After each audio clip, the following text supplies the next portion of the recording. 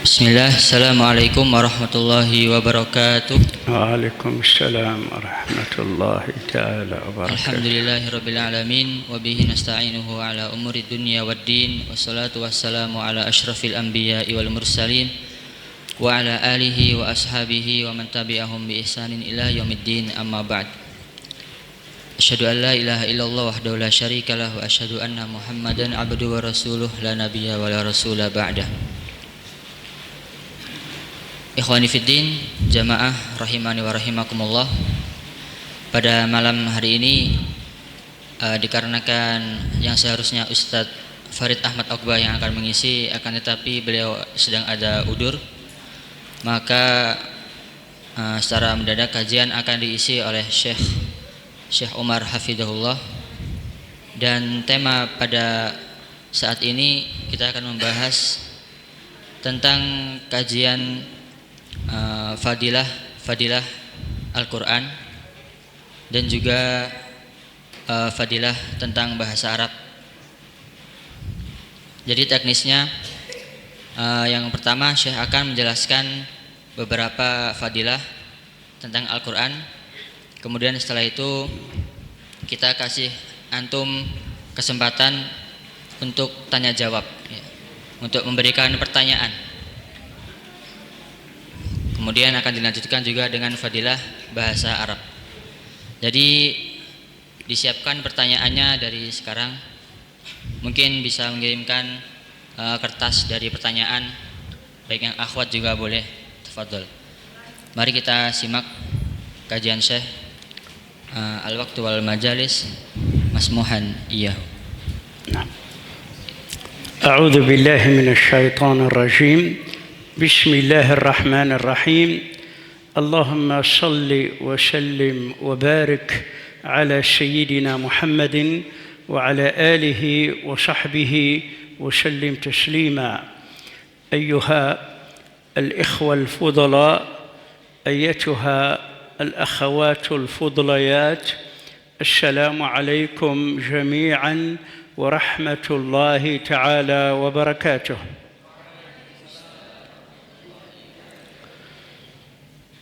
أتشرف كثيرا بأن ألتقي بكم وبكن في هذه الليلة المباركة في هذا البرنامج الطارئ الذي لم أكن مستعدا له، ولكن عندما طلب منا فلا بد أن نلبي النداء، لأن التناصح بين المسلمين أمر واجب. لا يجوز لإنسان إذا طلب منه الموعظة أو النصيحة أن يأبى ويرفض، لا يجوز. Saya berkata, beliau merasa dimuliakan dengan pertemuan malam ini, meskipun sebelumnya beliau belum ada persiapan. Akan tetapi karena sebagai rasa saling menghargai kepada sesama muslim, maka ketika seorang muslim diminta untuk memberikan nasihat mau'idhah hasanah, maka alangkah baiknya panggilan itu diterima dan tidak boleh ditolak. طبعا الله تبارك وتعالى في القرآن يقول: إن الذين يكتمون ما أنزلنا من البينات والهدى من بعد ما بيناه للناس في القرآن أولئك يلعنهم الله ويلعنهم اللاعنون إلا الذين تابوا وأصلحوا وبينوا. ويقول الرسول صلى الله عليه وسلم: من كتم علما ألجمه الله بلجام من نار يوم القيامة. وهذا تهديد ووعيد شديد لكل من كتم علما، لكل من وهبه الله تبارك وتعالى علما أو فضلا فكتمه وبخل به. Ya, kemudian beliau menyampaikan suatu ayat, Innalladzina yaktubuna min ba'di ma tabayyana يكتمون ما أنزلنا من البينات والهدى. Innalladzina yaktumuna min ba'di ma يكتمون ما أنزلنا min ba'di ma tabayyana lahul huda. Nah. Semua sampai akhir ya.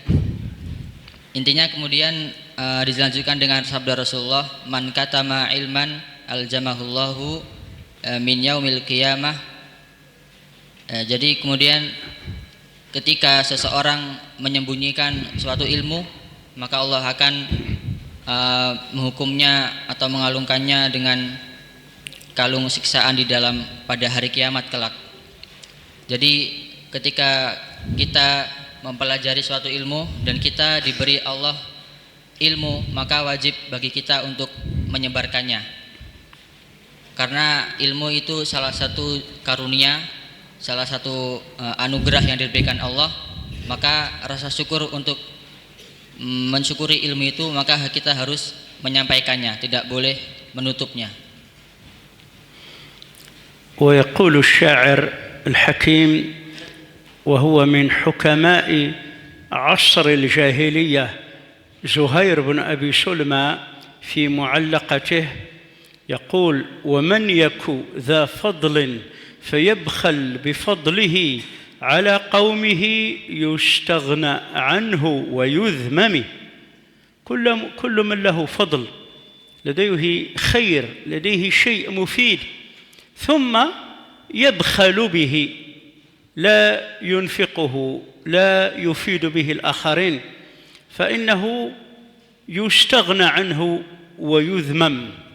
استغناء سوف يتركه الناس ويتخلى عنه الناس، أيضا يصبح مذموما منبوذا مكروها. لماذا؟ لأنه بخل. والله تبارك وتعالى في آيات كثيرة في القرآن يحذر من البخل مهما كان البخل، البخل بالمال، البخل بالخير، بالعلم، كل هذا يعد بخلا مذموما. Kemudian seorang syair yang bernama Zuhair bin Abi Salma. Zuhair bin Abi Salman. Wa man yaku dha fadlin, ya, intinya barang siapa yang memiliki keutamaan kemudian dia bakhil, dia tidak ingin menyampaikan ilmu yang dimilikinya, maka manusia akan meninggalkannya dan dia akan menjadi orang yang tercela dikarenakan dia menutupi ilmu yang telah Allah berikan kepadanya. Dan juga banyak ayat-ayat di dalam Al-Quran yang memperingatkan yang tidak boleh kita bakhil untuk berinfak atau beramal, ya.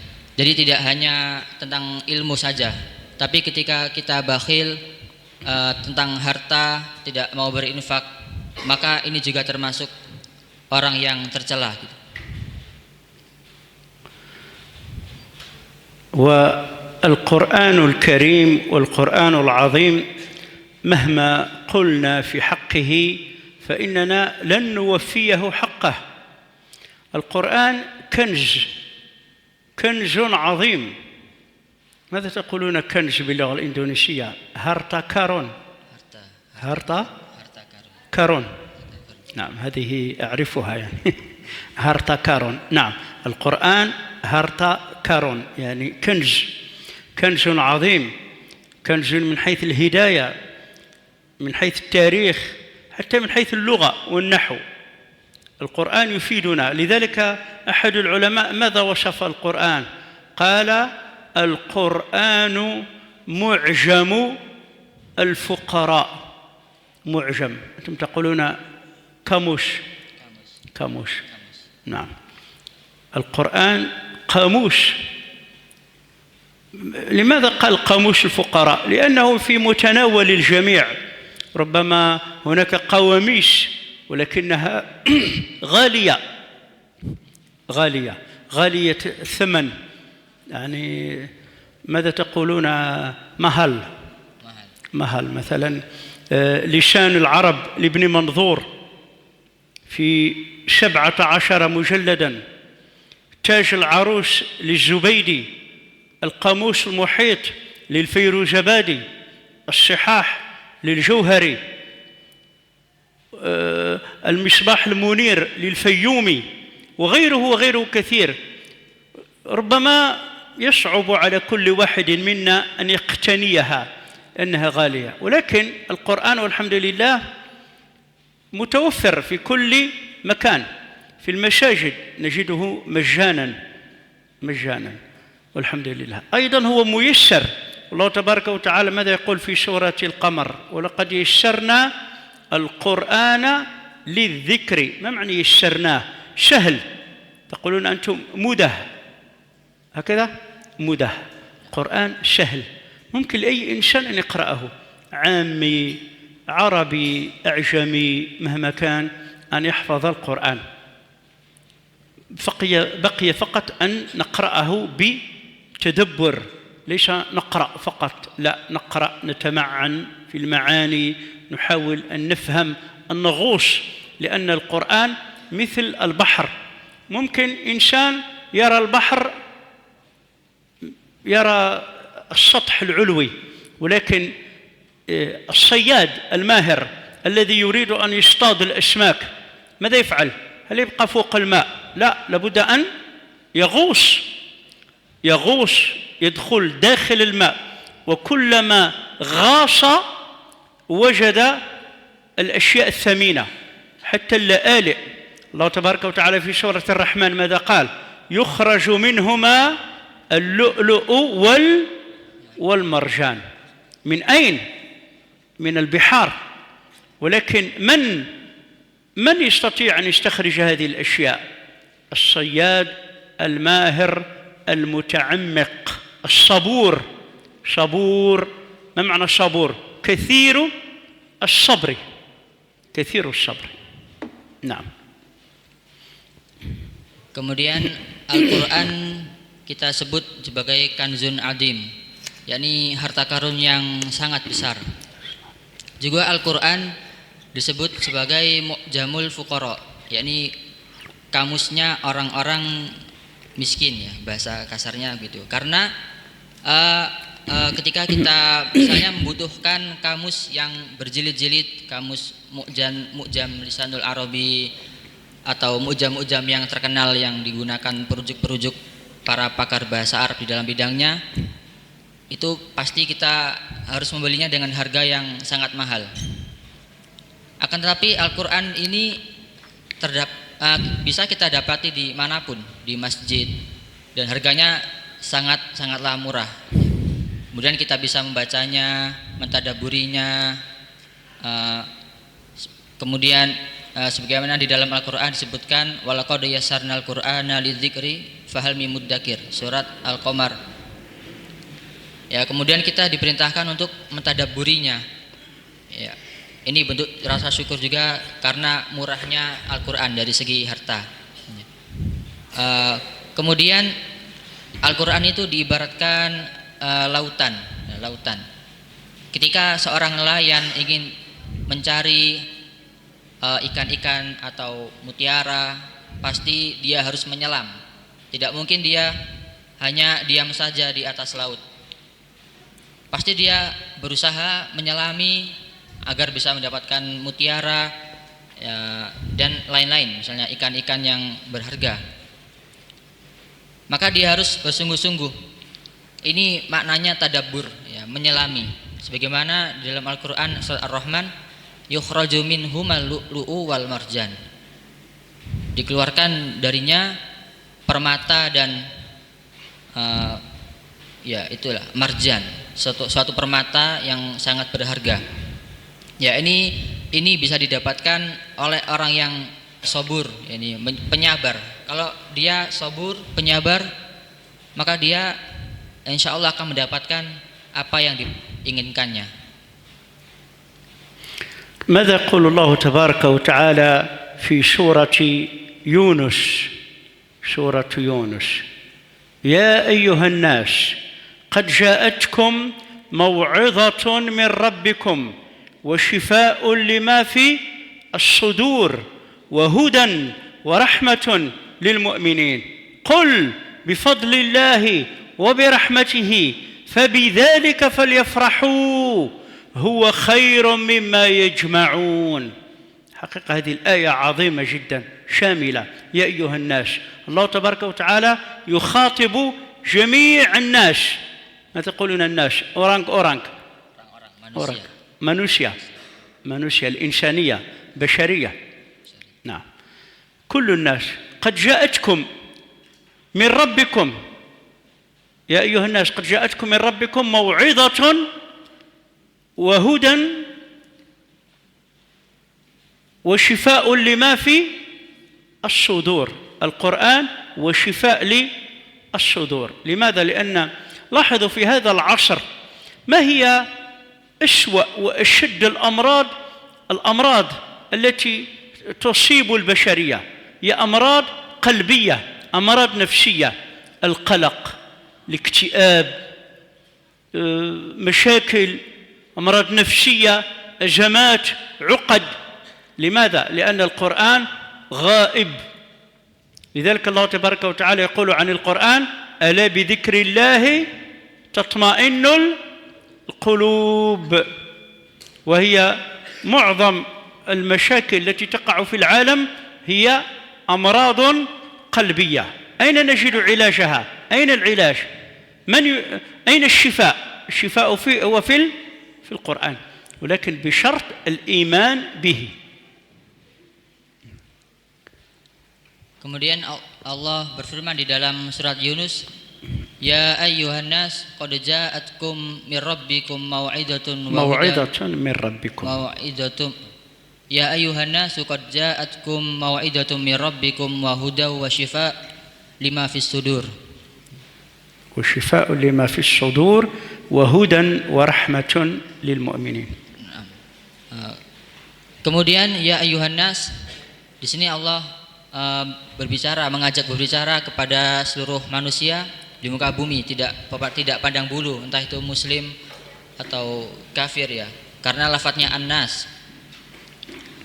Kemudian Allah memberikan sebuah mau'idah yakni berupa nasihat. Mau'idah itu berupa nasihat dan petunjuk dan juga obat ya, syifa, sebuah obat bagi penyakit yang ada di dalam sudur, di dalam dada.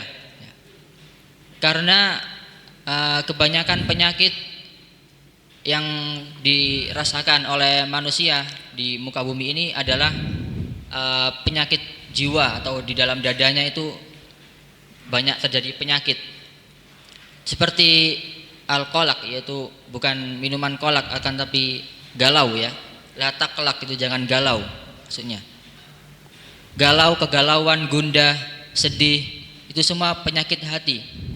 Kemudian Allah memberikan syifa, yakni obatnya yaitu Al-Quran. Ala bidzikrillahi tatmainnul qulub. Ya. Tanpa mengingat Allah, tidaklah dengan mengingat Allah maka hati akan menjadi tenang.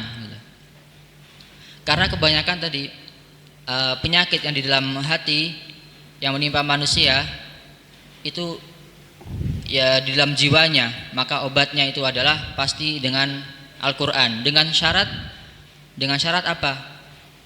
Iman ya. Dengan syarat iman kepada Al-Quran. Kalau tidak beriman maka obatnya enggak mempan gitu, enggak mujarab ya, bahasa lainnya gitu. Nah, والآية في نهايتها يقول قل بفضل الله وبرحمته فبذلك فليفرحوا. يعني يجب الله تبارك وتعالى يأمرنا أن نفرح بما جمعناه من القرآن، هو خير مما يجمعون. كثير من الناس يجمعون الأموال، يجمعون السيارات، يريدون أن يكون لهم رصيد كبير في البنك، فيلا فاخرة، متاع. الله تبارك وتعالى في آية أخرى يقول ذلك لما متاع الحياة الدنيا. ولكن الله تبارك وتعالى يقول بأن القرآن ما نجمعه من القرآن هو خير مما يجمعون. ما نجمعه من القرآن هو خير من كل شيء، من الأموال، من السيارات، من كل متاع الحياة الدنيا، وهو الأمر الذي يجب علينا أن نفرح به. Kemudian Allah berfirman, "Qul bi fadlillahi wa bi rahmatihi fabidzalika falyafrahu." Katakanlah dengan karunia Allah dan rahmatnya, maka dengan itulah berbanggalah, hendaklah mereka berbangga. Di kebanyakan manusia, mereka suka mengumpulkan harta, membeli mobil, membeli perhiasan. Karena itu ya kebanyakan manusia dimanapun. Akan tetapi ketika antum, kita dan santriwan santriwati yang mana kita semua diberikan kesempatan untuk mengumpulkan Al-Quran, dalam artian kalian menghafalkan Al-Quran, maka itu semua lebih baik daripada apa yang para manusia kumpulkan dari harta benda dan lain-lain. Maka dengan ini kalian sedang menghafal Al-Quran, maka berbanggalah kalian dengan apa yang saat ini kalian hafal gitu. Fabidzalika falyafrahu. Maka tunjukkan kebanggaan itu pada diri kalian. والله تبارك وتعالى في سورة طه في أولها ماذا قال؟ طه ما أنزلنا عليك القرآن لتشقى.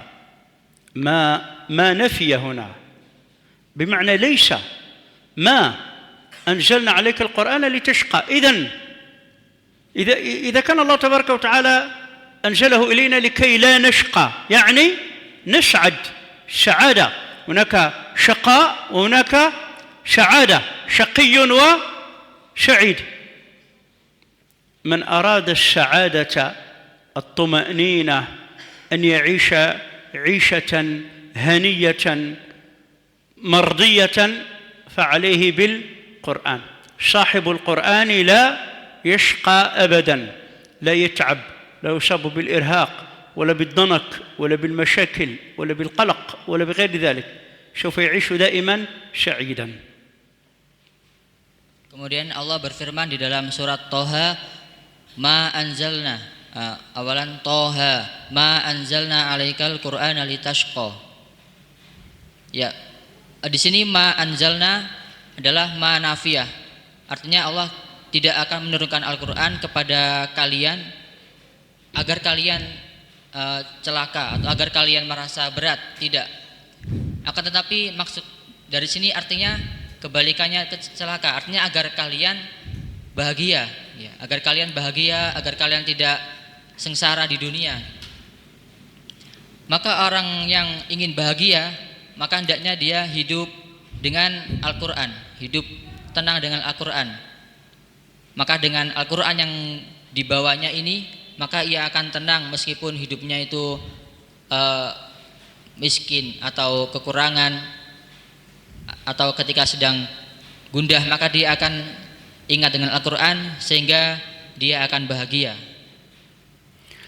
ونحن نلاحظ في هذا العالم كثير من الناس أغنياء، مليونير أو ملياردير، ولكن يعيش عيشة الشقاء، عيشة الضنك، عيشة القلق، عيشة الاكتئاب، وكثير منهم ينتهي به المطاف إلى الانتحار، ينتحر.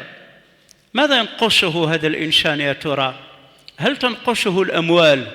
هل تنقصه السيارات؟ هؤلاء أغنياء، ولكن ينقصهم القرآن، ينقصهم الدين، ينقصهم الرضا، ينقصهم العلاقة، communication، ماذا يقول العلاقة؟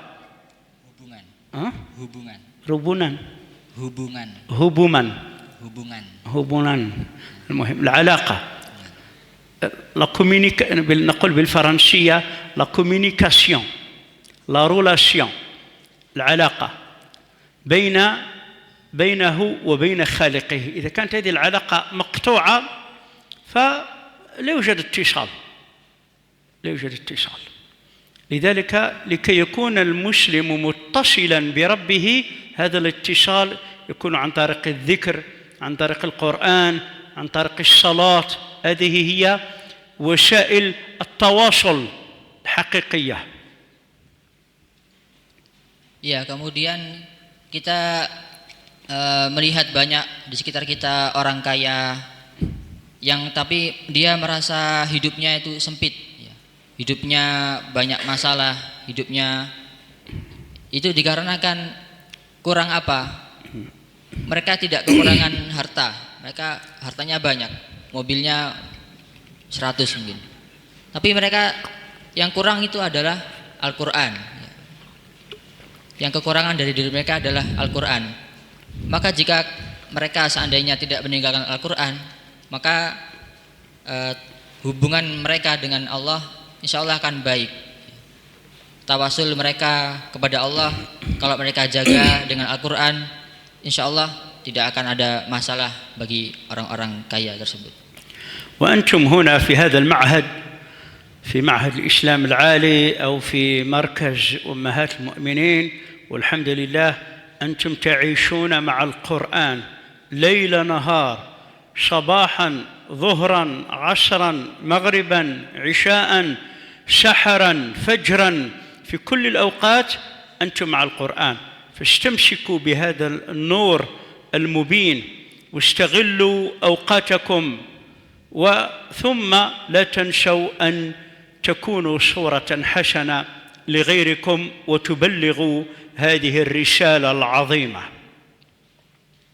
Kemudian nasihat kepada para santriwan dan santriwati, kalian semua di sini hidup bersama Al-Quran, menghafal Al-Quran dari pagi, siang, sore, malam. Ya, tidak ada waktu kosong daripada Al-Quran. Maka berpegang teguhlah kalian dengan Al-Quran, jangan sampai Al-Quran hilang dari kalian, dan jadilah kalian panutan bagi keluarga kalian nanti ketika di rumah, dan sampaikanlah ayat-ayat tentang Al-Quran, kebaikan-kebaikan atau pesan-pesan yang terdapat di dalam Al-Quran, sampaikanlah kepada umat, kepada keluarga nantinya ketika antum sudah keluar dari ma'had ini, insyaallah. Insyaallah. ما تبقى من الدقائق تحدث قليلا عن اللغة العربية وأهميتها. طبعا اختلاف الألسن واللغات هي من آيات الله. ماذا يقول الله تبارك وتعالى في القرآن؟ ومن آياته اختلاف ألسنتكم وألوانكم إن في ذلك لآيات للعالمين. آيات من معجزات الله تبارك وتعالى ومن دلائل قدرته أن الله تبارك وتعالى خلقنا مختلفين، وشاءت مختلفين في اللغات، وهذه آية من آيات الله. ليس المطلوب من الناس أن يتخلوا عن لغاتهم، لا، ولكن في نفس الوقت الله تبارك وتعالى أنزل رسالته الأخيرة وهو القرآن، أنزله باللغة العربية. شاءت إرادة الله تبارك وتعالى أن إنا أنزلناه قرآنا عربيا هكذا. وأصبح المطلوب من كل المسلمين في مشارق الأرض ومغاربها أن يتعلموا اللغة العربية. لماذا؟ لكي يفهموا القرآن، كي يفهموا القرآن، كي يفهموا أحاديث الرسول صلى الله عليه وسلم، السنة، يفهموا تفسير المفسرين للقرآن، يفهموا الشريعة، الفقه وغير ذلك. فأصبح من الضروري على المسلم مهما كانت لغته أن يدرس اللغة العربية. Kemudian dalam saat ini kita berganti pembahasan tentang fadilah bahasa Arab. Wa min ayatihi ikhtilafu alsinatikum wa alwanikum. Kemudian Allah berfirman, daripada tanda-tanda perbedaan bahasa umat manusia dan juga perbedaan warna kulit, ini termasuk daripada kebesaran Allah Subhanahu wa taala. Kemudian kemudian Allah menurunkan Al-Qur'an dengan bahasa Arab agar meskipun maksudnya agar kita semua yang berbeda bahasa dan berbeda kulit tadi, kita tetap diperintahkan untuk mempelajari Al-Qur'an. Meskipun seluruh dunia bahasanya berbeda-beda, ada ribuan bahasa, akan tetapi kita tetap diwajibkan untuk belajar bahasa Arab. Agar apa? Agar kita bisa memahami Al-Qur'an dan hadis Rasulullah sallallahu alaihi wasallam. وفي العالم الإسلامي الآن هناك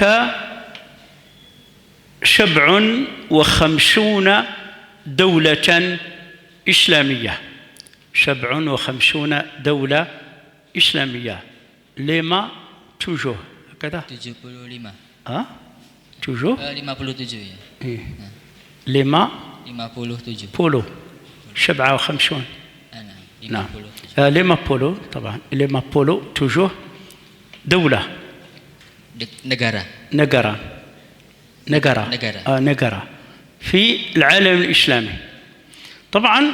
وكل دولة من هذه الدول لديها شعوب تتكلم بلغات مختلفة، ولكن ما يجمع هذه الشعوب أنه بعد لغتها الأصلية تتعلم اللغة العربية لكي تفهم بها، لأن اللغة العربية هي رابط روحي بين جميع الشعوب في العالم الإسلامي، كما يقال من جاكرتا إلى طنجة، لأن جاكرتا تقع في أقصى الشرق العالم الإسلامي، وطنجة في المغرب موروكو على المحيط الأطلسي هي أقصى مدينة في غرب العالم الإسلامي. هذا هو كله العالم الإسلامي. من مغربه أبدأ بالمغرب. هناك المغرب، موروكو، موريتانيا، السنغال، ثم الجزائر، الأسفل مالي والنيجر وتشاد، ثم ليبيا، ثم مصر وأسفلها السودان والصومال وجيبوتي وكينيا وتنزانيا، ثم نخرج من إفريقيا، ننتقل إلى قارة آسيا. بعد مصر مباشرة نجد فلسطين، لبنان، سوريا، الأردن، تركيا، العراق، المملكة العربية السعودية، قطر، البحرين، الكويت، اليمن، سلطنة عمان، الإمارات. ثم ننتقل ونجد إيران، أفغانستان، باكستان، الهند، ثم ننتقل نجد بنغلاديش، ثم نجد تايلاند، ماليزيا، إندونيسيا، سنغافورة، سلطنة بروناي. هكذا ممكن نشيد، طبعا لابد هناك أسماء أخرى. كل هذه هي العالم الإسلامي. Ya, di seluruh dunia ini ada 57 negara Islam, dan di dalamnya pasti banyak berbagai suku, dan suku tersebut pasti memiliki bahasa tersendiri. Kemudian yang bisa menyatukan semua suku dan semua negara tadi hanyalah bahasa Arab ya. Jadi bahasa Arab ini bisa menyatukan semua suku di seluruh dunia secara ruhi ya, secara ruh.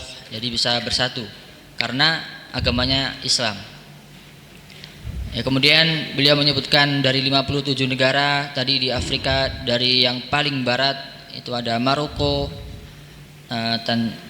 Mauritania, kemudian banyak ya. Kemudian di daerah Asia ada Palestina, Suriah, Asia Tengah maksudnya. Kemudian Arab Saudi dan banyak lagi. Kemudian langsung ke ASEAN, langsung saja biar cepat, Malaysia, Indonesia, Singapura, Brunei Darussalam, dan itu termasuk negara-negara yang di dalamnya banyak kaum muslimin. Dan pasti yang bisa menyatukan mereka adalah bahasa Arab. Jadi kalau pengen keliling dunia, pakailah bahasa Arab. طبعا وهذه الدول فيها شعوب كثيرة جدا. أنتم هنا في إندونيسيا لديكم مئات الشعوب ويعني مئات اللغات واللهجات وجد على ذلك. في الحقيقة في الأصل اللغة العربية عندما نزل القرآن من كان يتكلم اللغة العربية؟ قلة قليلة جدا في شبه الجزيرة العربية، في شبه نجد والحجاز واليمن طبعا وعمان أصلا يعني وعمان اليمن وعمان وما يسمى الآن بقطر والبحرين والكويت فقط قليل جدا. حتى شمال إفريقيا مصر كان فيها الأقباط، ليبيا وتونس والجزائر والمغرب وموريتانيا هذه كلها أمازيغ ليسوا عربا. أنا شخصيا يعني في الأصل لست عربيا، أنا من الأمازيغ، تعلمت العربية تعلما. لذلك يعني كل شعوب العالم الإسلامي مختلفة ثم تعلموا اللغة العربية، حتى أن كبار النحويين وعلماء اللغة كسيبويه وغيره كانوا من الأعاجم، يعني من شعوب غير عربية، ثم تعلموا العربية وأصبحوا علماء ونبغاء فيها. Ya, bahkan ketika Al-Quran turun, pada saat itu tidak semua yang di sekitar itu menggunakan bahasa Arab, ya hanya beberapa negara saja seperti daerah Hijaz, Yaman, kemudian sekarang dinamakan negara Qatar, ya itu jadi tidak banyak yang saat Al-Quran turun orang-orang menggunakan bahasa Arab. Ya, kemudian bahkan Syekh menyebut beliau sendiri bukan orang Arab, akan tapi beliau dari suku Amazighi di daerah Afrika Barat, ya, daerah Maroko. Utara, Afrika Utara. Afrika Utara, nah. Utara, Shamal. Afwan. Afrika Utara, Aljazair, Afrika Utara. Beliau dari suku Amazighi, yang mana suku ini juga sama dengan Musannif Ajurumiyah, Ibnu Ajurum Hasan Haji dari suku Amazighi. Dan beliau tadi menyebutkan banyak para ahli nahwu, ahli bahasa bukan dari kalangan orang Arab, ya. Banyak sekali, Sibawayh dari Persia. أصحاب علماء أصحاب الكتب الحديث الستة، البخاري، مسلم، النسائي، الترمذي، ابن ماجه، هؤلاء كلهم أعاجم ليسوا عربا. Ya, termasuk para ahli hadis Kutubus Sittah, mereka juga bukan orang Arab, mereka non Arab, ya. Jadi kalau kalian ingin menjadi ahli agama sangat bisa meskipun kalian bukan orang Arab. Intinya pandai bahasa Arab, maka belajar nahwunya jangan ngantuk, ya. Fadhal.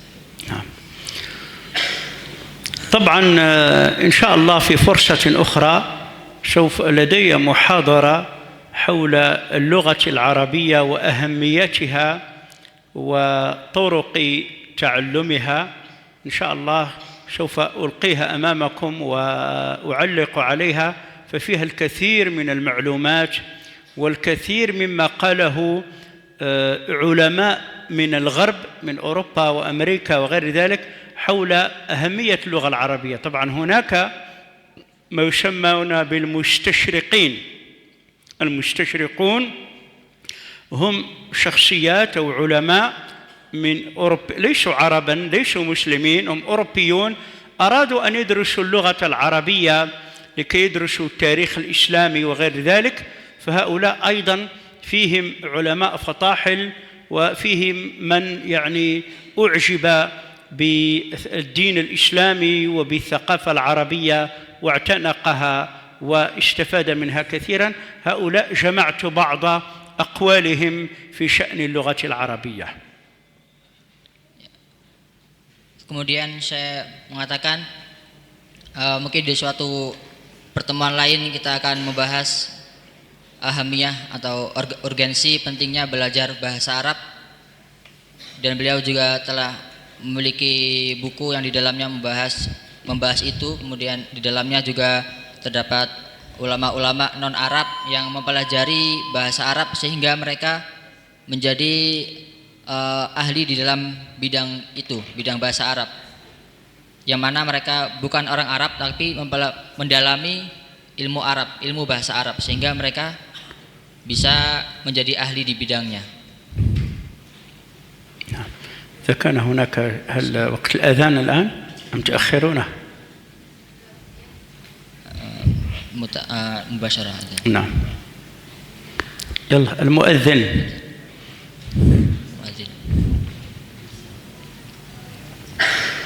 عندما يصل وقت الأذان لا بد لماذا؟ لأن الأذان لا يتعلق بالمسجد فقط، هناك أناس خارج المسجد ينتظرون الأذان.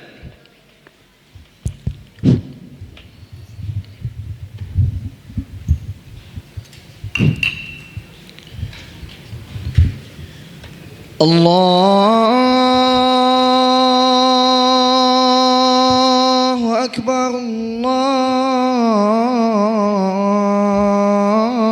الله أكبر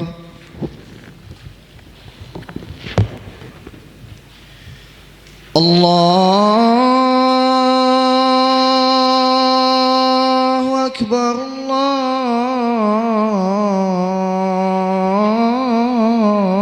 الله أكبر.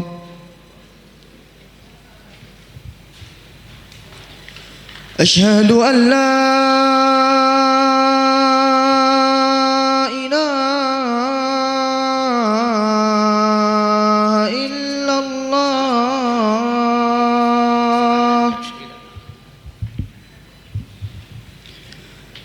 أشهد أن لا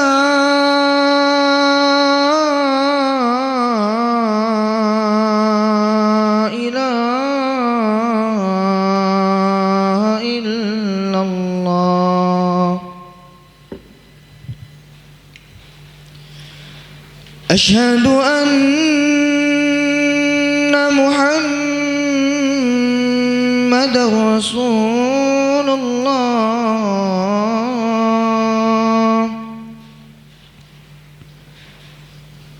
أشهد أن محمد رسول الله. حي على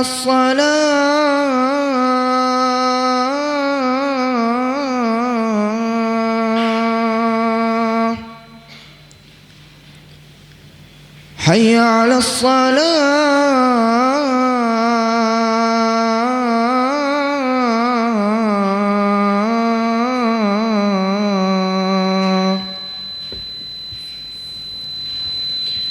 حي على الفلاح.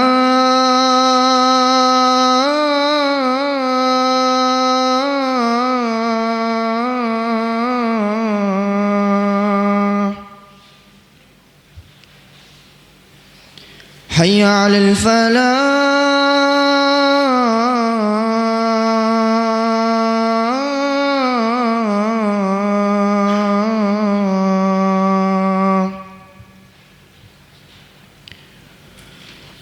الله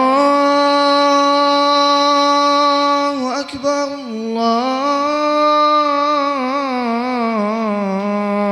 الله أكبر.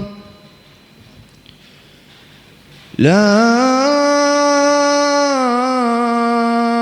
إله إلا الله.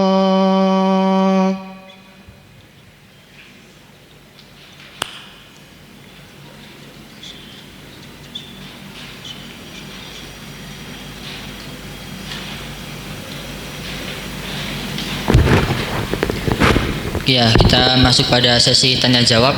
Mungkin ada yang mau bertanya, tafadhol. Baik ikhwan maupun akhwat, boleh. Baik tentang Al-Quran atau tentang bahasa Arab, Silahkan.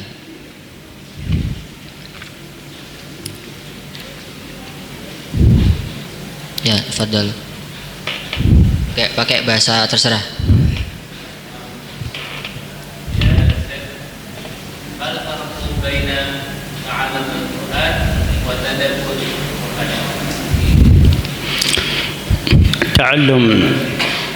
التعلم تقصد يعني حفظ، تقرأ القرآن وتحفظه وتتعلم أحكامه. أما التدبر هي عملية شخصية، يعني أنت تتأمل في المعاني، تغوص فيها، تقلبها، تفكر فيها، هذا هو التدبر. حقيقة كلمة التدبر بمعنى البحث دبر الشيء، يعني خلفه. هذه الآية أقلبها من كل النواحي، أفهمها، هكذا أربطها بغيرها، وهذا هو المطلوب. والله تبارك وتعالى ماذا يقول؟ أفلا يتدبرون القرآن أم على قلوب أقفالها. هذا تحضيض، أفلا. الله تبارك وتعالى يأمرنا بأن نتدبر القرآن كي نستفيد منه الفائدة المباشرة، يعني الجيدة. Ya, salah satu mahasiswa bertanya, apa perbedaan belajar Al-Quran dan tadabbur Al-Quran? Kemudian Syekh menjawab, apakah belajar Al-Quran yang dimaksud adalah menghafal? Kemudian beliau menjelaskan makna tadabbur.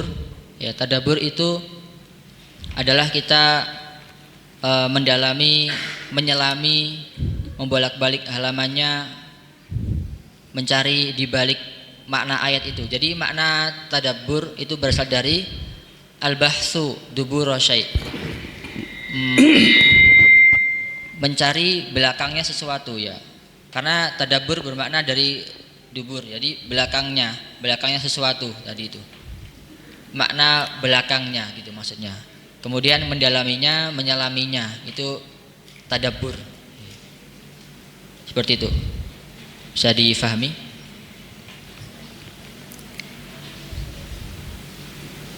Yang lain?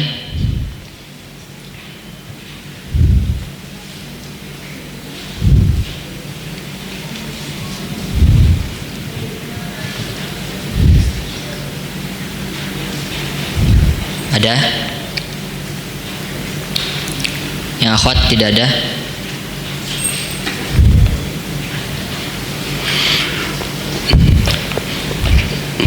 ممكن يكفي. نعم، ممكن كفينا. نكتفي بهذا.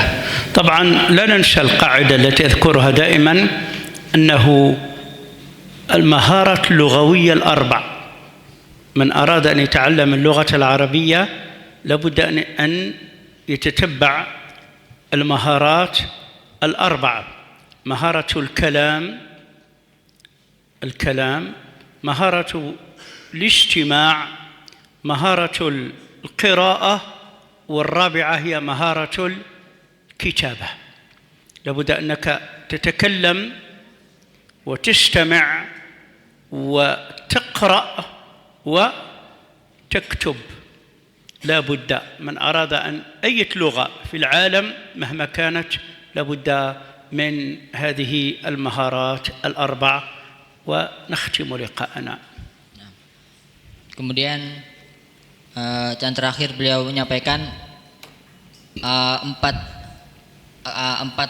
tips atau cara kita agar pandai dalam bahasa Arab adalah kita banyak-banyak berbicara, ya, dari kalam, kemudian banyak-banyak mendengar dari istima', banyak-banyak mendengar, kemudian banyak-banyak membaca qiraah, kemudian belajar banyak menulis kitabah. Jadi 4 ini tips atau langkah-langkah kita mempelajari suatu bahasa, terutama bahasa Arab ini. Doa. La bas. أعوذ بالله من الشيطان الرجيم. بسم الله الرحمن الرحيم. اللهم صل وسلم وبارك على سيدنا محمد وعلى آله وصحبه وسلم تسليما. اللهم اختم لنا بالإسلام وعلمنا من القرآن واجعلنا من أمة سيدنا محمد صلى الله عليه وسلم. اللهم أرنا الحق حقا وارزقنا اتباعه واتباع أهله وحبه وحب أهله إلى يوم القيامة، وأرنا الباطل باطلا وارزقنا اجتنابه واجتناب أهله إلى يوم القيامة برحمتك يا أرحم الراحمين. اللهم إنا عبيدك بنو عبيدك بنو إمائك، نواصينا بيدك، ماض فينا حكمك، عدل فينا قضاؤك. نسألك اللهم بكل اسم هو لك سميت به نفسك أو أنزلته في كتابك أو علمته أحدا من خلقك أو استأثرت به في علم الغيب عندك أن تجعل القرآن العظيم ربيع قلوبنا ونور أبصارنا وجلاء أحزاننا وزوال همومنا وقائدنا إلى جناتك جنات عدن برحمتك يا أرحم الراحمين. اللهم إنا نسألك من خير ما سألك به عبدك ورسولك محمد صلى الله عليه وسلم، ونستعيذ بك اللهم من شر ما استعاذ به عبدك ورسولك محمد صلى الله عليه وسلم. سبحان ربك رب العزة عما يصفون وسلام على المرسلين والحمد لله رب العالمين.